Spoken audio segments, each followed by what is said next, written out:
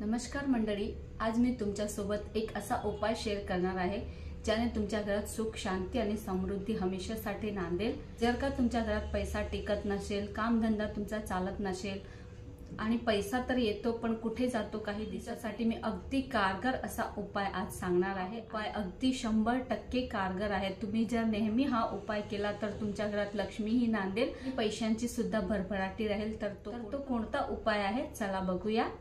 तर तुम्हाला काय करायचं आहे, आता तर नवरात्र सुरू आहे तर हा उपाय केला तर अगदी प्रभावी होईल।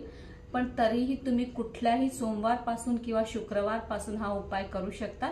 तर तुम्हाला काय करायचं आहे, एका वाटीमध्ये थोडंसं मध घ्यायचं आहे, पत्र घ्यायचं आहे आणि एक लाल फूल घ्यायचं आहे। कुठलंही लाल फूल तुम्ही घेऊ शकता, गुलाबाचं असो किंवा जास्वंदाचं असो, कुठलंही लाल फूल तुम्ही घेऊ शकता।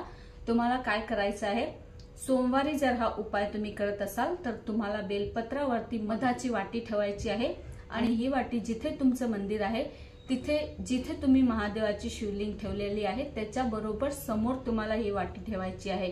सोमवारी जर करत असाल तर तुम्हाला ही वाटी बरोबर महादेवाच्या शिवलिंगाच्या समोर ठेवायची आहे आणि सकाळी त्याची पूजा करायची आहे। भगवान भोले शंकराचं नाव घ्यायचं आहे, माता महालक्ष्मीचं नाव घ्यायचं आहे आणि तुम्हाला प्रार्थना करायची आहे। वाटीची पूजा करून तुम्हाला ते लाल फूल त्या वाटी समोर ठेवायचं आहे। तर ते कसं ठेवायचं तेही मी तुम्हाला पुढे दाखवतेच। तर आधी मी तुम्हाला उपाय सांगून देते कशा प्रकारे करायचा आहे तो। ही वाटी तुम्हाला पूर्ण दिवसभर तशीच ठेवायची आहे, सकाळी पूजा करून तशीच ठेवायची। नंतर दुसऱ्या दिवशी तुम्हाला ह्या मधाचं विसर्जन करायचं आहे, म्हणजे त्यामध्ये पाणी टाकून हे मध तुम्हाला झाडांना टाकायचं आहे। आणि पुन्हा शुक्रवारी सुद्धा तुम्हाला असाच उपाय करायचा आहे। मग वाटीमध्ये मध घ्यायचं आणि त्याच्या खाली एक बेलपत्र ठेवायचं आहे आणि शुक्रवारच्या दिवशी ही वाटी तुम्हाला महालक्ष्मी आईच्या श्रीयंत्र असेल तर श्रीयंत्राच्या समोर ठेवायची आहे, नाहीतर महालक्ष्मीची मूर्ती असेल तर मूर्तीच्या समोर ठेवायचं आहे।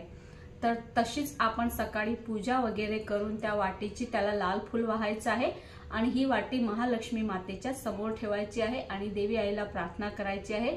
तुम्हाला जेही अडचण असेल ते मातेला सांगायचं आहे आणि परत तेव्हा सुद्धा भोलेनाथाचंही आपल्याला प्रार्थना करायची आहे, भोलेनाथाला सुद्धा प्रार्थना करायची आहे आणि श्री शिवाय नमस्तुभ्यमचा मंत्र करायचा आहे।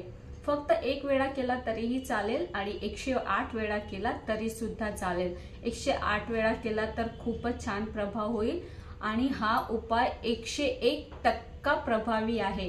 तुम्ही दर सोमवारी आणि शुक्रवारी हा उपाय करून पहा, तुम्हाला नक्कीच याचा प्रभाव थोड्याच दिवसामध्ये जाणवायला लागेल।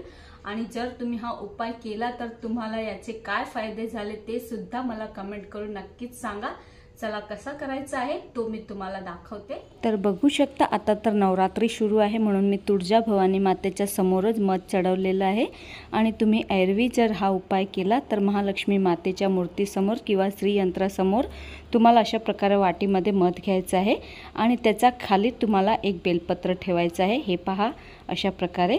आणि तुम्हाला लाल फूल वाहायचं आहे। आता मला लाल फूल भेटलं नाही म्हणून मी हेच चढवलेलं आहे, पण लाल फूलच तुम्हाला चढवायचं आहे। खूपच प्रभावी उपाय आहे, याचा तुम्हाला नक्कीच अनुभव येईल। आणि उद्याच सोमवार आहे तर उद्याच तुम्ही हा उपाय एकदा नक्कीच करून बघा आणि काय अनुभव येतो मला कमेंट करून नक्कीच सांगा। चला तर भेटूया पुन्हा अशाच नवीन ब्लॉग सोबत। बाय।